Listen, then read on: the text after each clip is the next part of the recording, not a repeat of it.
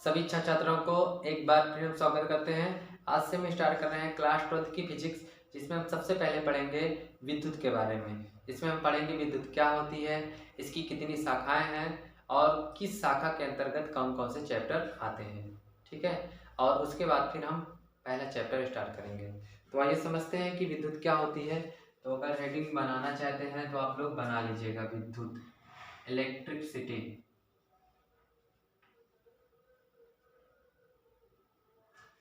देखिए, भौतिक विज्ञान की वह शाखा जिसके अंतर्गत आवेशों के गुणों का अध्ययन किया जाता है उसे विद्युत कहते हैं।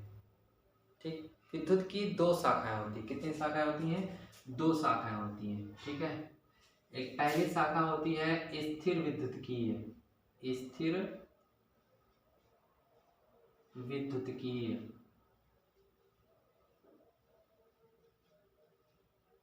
और दूसरी शाखा होती है विद्युत चालन। विद्युत चालन। ठीक है, तो देखिए स्थिर विद्युत की क्या होता है। स्थिर का मतलब होता है रुका हुआ और विद्युत मतलब आवेश। स्थिर का मतलब रुका हुआ, विद्युत का मतलब आवेश। अर्थात भौतिक विज्ञान की वह शाखा जिसके अंतर्गत स्थिर आवेशों के गुणों का अध्ययन किया जाता है उसे स्थिर विद्युतकी कहते हैं। फिर सुन लीजिएगा, भौतिक विज्ञान की वह शाखा जिसके अंतर्गत स्थिर आवेशों के गुणों का अध्ययन किया जाता है उसे स्थिर विद्युतकी कहते हैं। इसमें होगा क्या, इसमें एक आवेश होगा और एक जगह पर वो स्थिर रहेगा और हम फिर उनके गुणों का अध्ययन करेंगे। ठीक, अच्छा, इसमें विद्युत चालन क्या होता है? विद्युत वैचार चालन का मतलब गतिमान। ठीक है, अर्थात भौतिक विज्ञान की वह शाखा जिसके अंतर्गत गतिमान आवेशों के गुणों का अध्ययन किया जाता है उसे विद्युत चालन कहते हैं। राइट, कहने का मतलब है इसमें आवेश तो होगा पर वो गतिमान रहेगा और तब हम उनके गुणों का अध्ययन करेंगे। ठीक है, तो उसे हम क्या कहते हैं? विद्युत चालन कहते हैं। राइट, अच्छा, स्थिर विद्युतकी के अंतर्गत हमें कौन कौन से चैप्टर पढ़ने हैं। ठीक है, देखिए हमें इस शाखा के अंतर्गत पढ़ना है विद्युत आवेश तथा क्षेत्र, जो कि आपका पहला चैप्टर भी है, विद्युत आवेश तथा क्षेत्र। हमें इसमें पढ़ना है गॉस की प्रमेय। गॉस की प्रमेय तथा अनुप्रयोग भी है। ठीक है, गॉस की प्रमेय। हमें इसमें पढ़ना है विद्युत विभव। विद्युत विभव। और हमें इसमें पढ़ना है विद्युत धारिता। विद्युत धारिता। ये चार चैप्टर हमें इस शाखा के अंतर्गत पढ़ना है। ठीक है, इलेक्ट्रोस्टैटिक यूनिट के। अब इसमें विद्युत चालन में क्या है, सिर्फ एक चैप्टर है विद्युत धारा के नाम से, विद्युत धारा।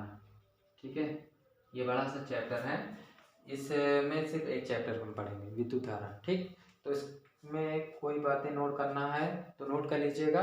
और उसके बाद फिर पहला चैप्टर स्टार्ट कर रहे हैं, विद्युत आवेश तथा क्षेत्र। ठीक, चलिए इसको हम रब कर रहे हैं। स्क्रीनशॉट ले लीजिएगा अगर लेना चाहते हैं तो।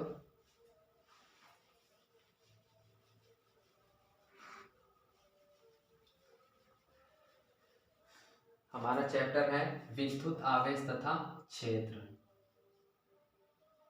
विद्युत आवेश तथा क्षेत्र। ठीक है, electric charge and field. Electric charge and field.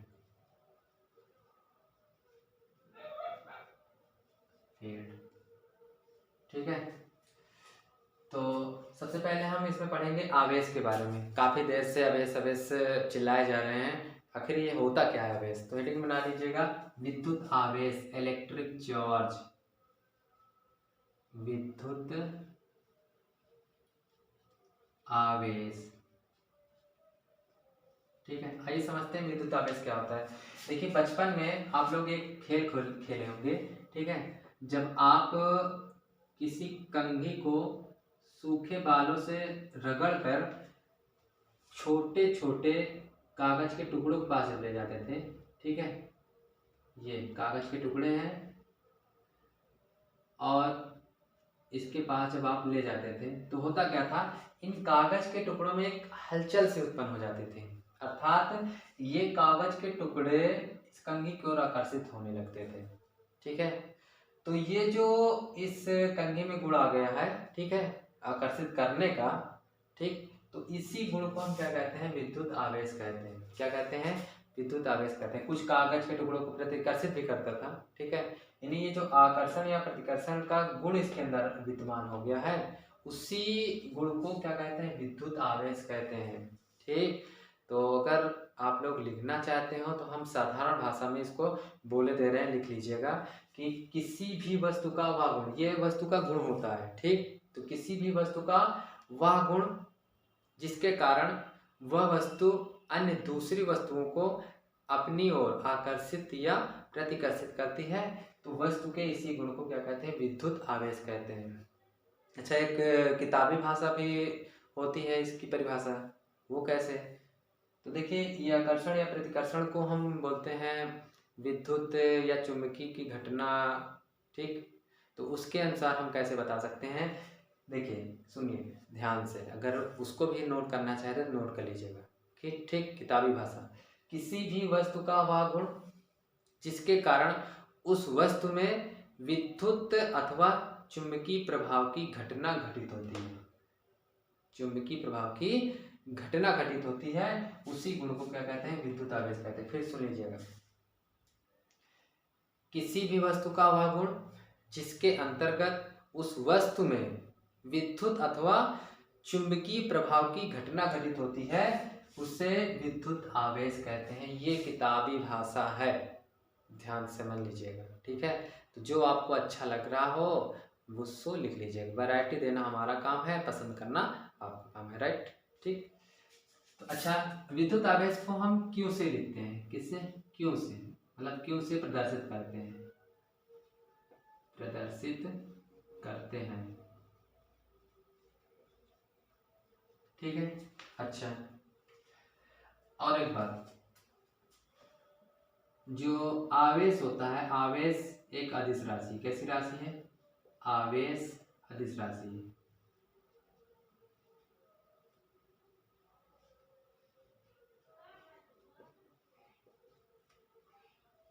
ठीक है। आवेश एक अदिश राशि है। अरे भाई, ये वस्तु का एक प्रकार का गुण होता है, ठीक है। तो गुण है तो अदिश राशि होगा। जैसे किसी इंसान के पास कोई गुण होता है, ठीक है, वो मान लीजिए पागल है या बहुत माइंडेड है, हम ये तो नहीं कहते हैं कि हाँ भैया वो उस दिशा में पागल है या उतना माइंडेड है, ठीक है।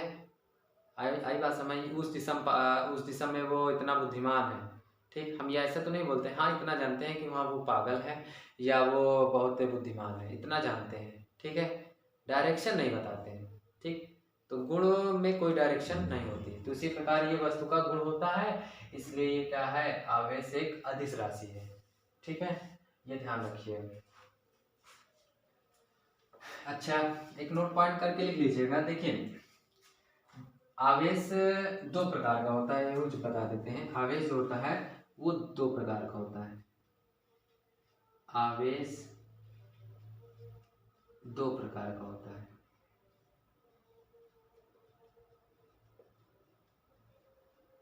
ठीक है। एक धनात्मक आवेश होता है,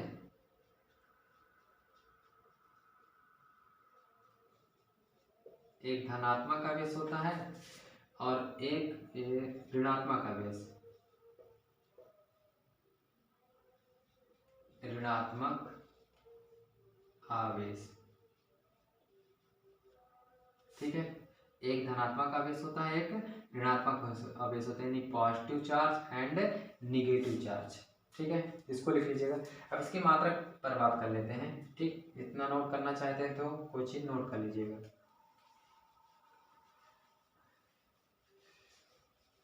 आइए इसकी मात्रक पर बात कर लेते हैं, ठीक।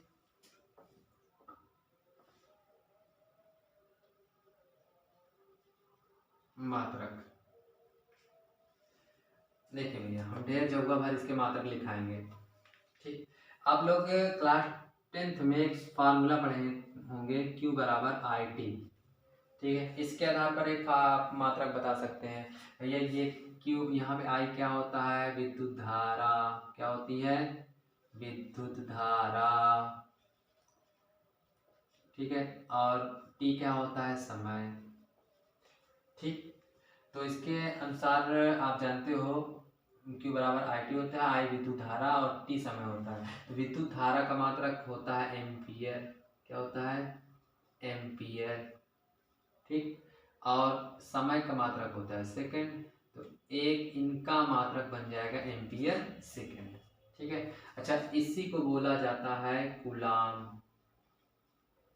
क्या बोलते हैं? कूलाम। ठीक है, एक वैज्ञानिक थे जो सबसे पहले हमें इस बारे में बताया था, उन्हीं के सम्मान में ये मात्रक पड़ गया। ठीक है, अच्छा, ये दोनों यूनिट एमकेएस सिस्टम में, किसमें? एमकेएस में। अगर आप लोगों को सीजीएस की जरूरत पड़े तो सीजीएस सुन लीजिएगा। ठीक है, देखिए सीजीएस में ESU एक मात्रक होता है। ठीक है, इलेक्ट्रोस्टेट यूनिट बोलते हैं, या इसी को बोला जाता है फ्रैंकलिन।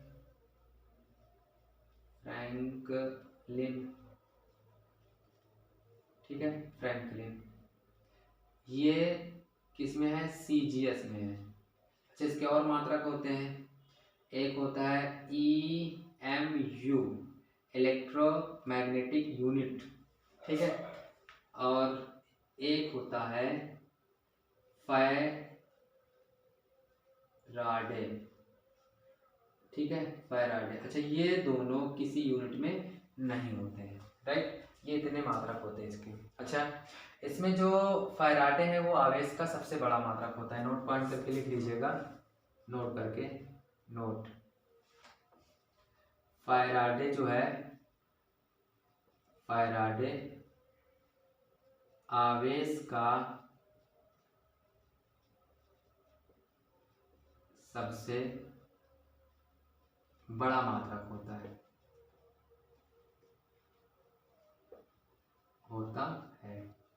ठीक है, इनका कन्वर्जन समझ लीजिएगा। एक फैराडे बराबर होता है, फैराडे बराबर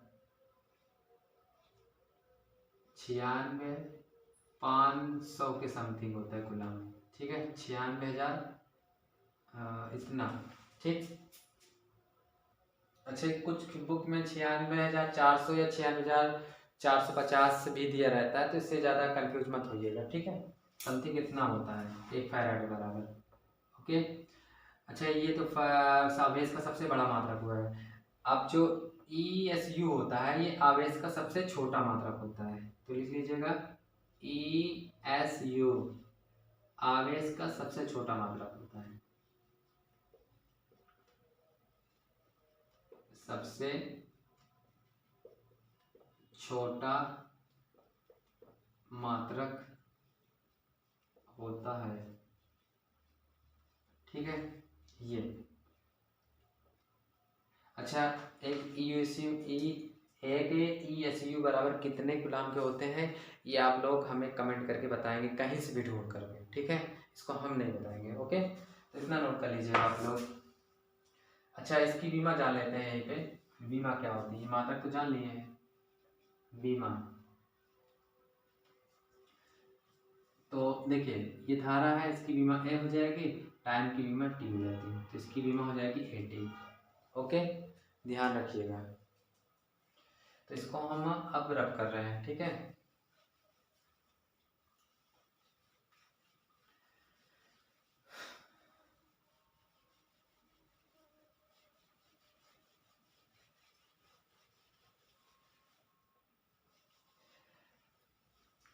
अच्छा, एक नोट पॉइंट और लिख लीजिएगा, नोट पॉइंट करके। देखिए, अगर आवेश समान प्रकृति के होते हैं तो वो एक दूसरे के क्या होते हैं? प्रतिकर्षित, एक दूसरे को प्रतिकर्षित करते हैं। कहने का मतलब है कि जैसे दो आवेश है, दोनों पॉजिटिव हैं। ठीक है, तो ये एक दूसरे के कट्टर दुश्मन होते हैं, ठीक है, अर्थात एक दूसरे पर प्रतिकर्षण का बल लगाते हैं, प्रतिकर्षण, ठीक है। और माइनस माइनस भी हो फिर भी मतलब प्रकृति समान होनी चाहिए, चाहे माइनस माइनस हो चाहे प्लस प्लस हो, ये एक दूसरे से दूर भागते हैं, ठीक है, एक दूसरे, क्योंकि एक दूसरे से कट्टर दुश्मनी होती है। ओके, अच्छा, अगर मान लीजिए विपरीत प्रकृति के वजह से, मतलब एक प्लस का हो और एक माइनस का हो, तो इन दोनों के अंदर मोहब्बत वाला रिश्ता होता है, एक दूसरे की ओर तेजी से आकर्षित होते हैं, पास बुलाते हैं, कहीं आजा आजा, ठीक है। ये एक दूसरे को आकर्षित करते हैं, इनके बीच में आकर्षण का बल लगता है। ओके, चलिए, तो यहाँ पे लिख लीजिएगा समान प्रकृति के आवेश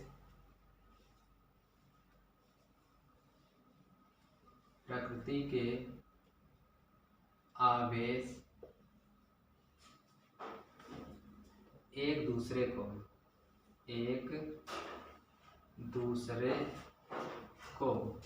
क्या करते हैं, एक दूसरे को प्रतिकर्षित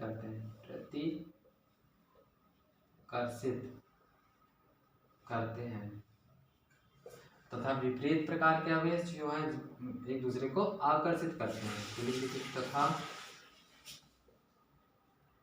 विपरीत प्रकृति के आवेश एक दूसरे को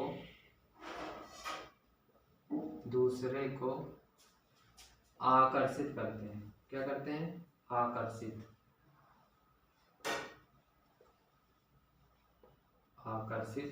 करते हैं, ठीक है। ये इसको आप लोग नोट कर लीजिएगा, ठीक है। अब अगली चीज समझते हैं, वस्तुओं को चार्ज कैसे करते हैं, ठीक, इसको हम रख कर देंगे।